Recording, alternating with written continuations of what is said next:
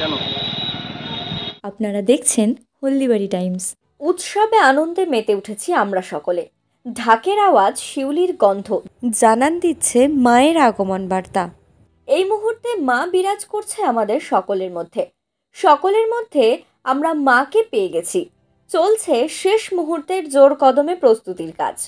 আমরা সকলে জানি প্রত্যেক বছর বিগ বাজেটের পুজোর মধ্যে পূর্বপাড়া সার্বজনীন দুর্গোৎসবের কমিটি রয়েছে এবং প্রত্যেক বছর পূর্বপাড়ার সার্বজনীন দুর্গোৎসব কমিটির পুজো চোখ ধাঁধানোর মতো আকর্ষণীয় পুজো মণ্ডপ, প্রতিমা এবং আলোকসজ্জা আমাদের উপহার দেন। ঠিক এবছরও কিন্তু ক্লাব পিছিয়ে নেই। চোখ ধাঁধানোর থিমের সাহায্যে পুজোর মণ্ডপ তৈরি হচ্ছে। তার পাশাপাশি রয়েছে প্রতিমা ও আলোকসজ্জা। এবছর এই পুজোর 60তম বর্ষে পদার্পণ করলো।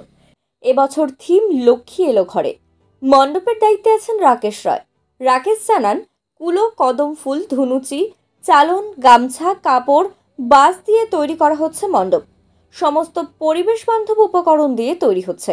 এসব দর্শনার্থীদের আকর্ষণ করবে বলে উদ্যোক্তারা আশাবাদী। এছাড়া চোখ ধাঁধানো প্রতিমা ও আলোকসজ্জা তো আছেই।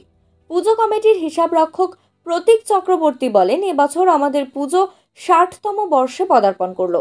এই বছর থিম রয়েছে লক্ষ্মী এলো ঘরে।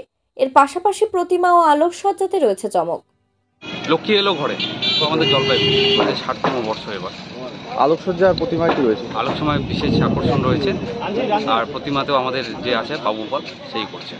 এবার আমাদের থিমে হচ্ছে পুরোটাই আর কি বাঁশ পুরো, এবং যেগুলো মানে পরিবেশ বান্ধব যে জিনিসগুলো আছে সেগুলো দিয়ে পুজো হচ্ছে এগুলোতে। আর যে নতুন থিম এসছে লক্ষ্মী এলো ঘরে, এটাও আর কি বিশেষ আকর্ষণ ছিল। সাধারণ লোকজনের উদ্দেশ্যে এটাই বলার যে আপনারা সবাই আসবেন, আমাদের এই বিশেষ যে থিমটা আছে এটা যাতে আমরা ভালো করে তুলে ধরতে পারি এবং আপনারা এই থিমটা পছন্দ হবে। আপনার পরিচয়?